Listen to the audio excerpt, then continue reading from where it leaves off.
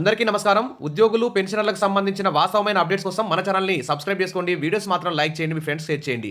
ఈ వీడియోలో అయితే పెన్షనర్లకు సంబంధించిన కోర్టు కీలకమైన తీర్పు గురించి అయితే డిస్కస్ చేద్దాం.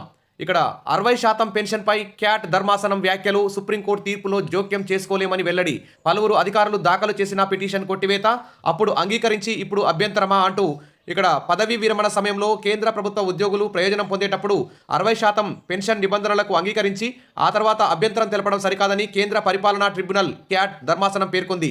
ఇలాంటి కేసులో సుప్రీంకోర్టు నిర్దేశించిన నిబంధనలను, చట్టాలను పరిగణలోకి తీసుకోవాల్సి ఉందని, హైకోర్టుల ఆదేశాలను మాత్రమే ప్రస్తావిస్తే ప్రయోజనం లేదని స్పష్టం చేసింది. సుప్రీంకోర్టు అన్ని అంశాలను పరిశీలించిన తర్వాతే 15 ఏళ్ల నిర్ణయం సరైందే అని తీర్పు చెప్పింది. అందులో ఇప్పుడు జోక్యం చేసుకోలేమని పరిపాలనా ట్రిబ్యునల్ తేల్చెప్పింది. మరి ఒకేసారి ఇచ్చి దశలవారీగా కోత. ప్రస్తుత నిబంధన ప్రకారం కేంద్ర రాష్ట్ర ప్రభుత్వ ఉద్యోగులకు పదవీ విరమణ సమయంలో ప్రభుత్వాలు ఏకమొత్తంగా కొంత సొమ్మునైతే చెల్లిస్తున్నాయి.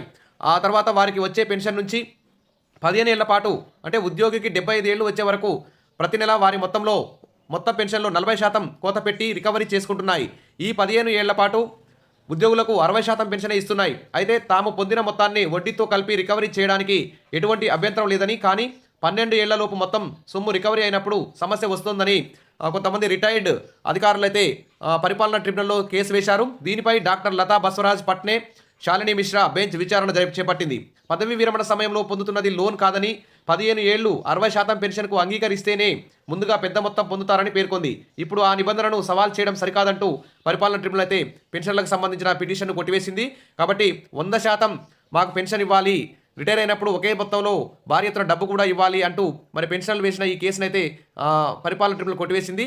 కాబట్టి మరిన్ని అప్డేట్స్ రాగానే మన ఛానల్ ద్వారా మీకు తెలియజేస్తాను. తప్పకుండా సబ్స్క్రైబ్ చేసుకోండి. దీని మీద మరి 100% పెన్షన్ కోసం న్యాయ పోరాటం చేస్తామని చెప్పేసి పెన్షనర్ల సంఘాలు అయితే భావిస్తున్నాయి. Thank you.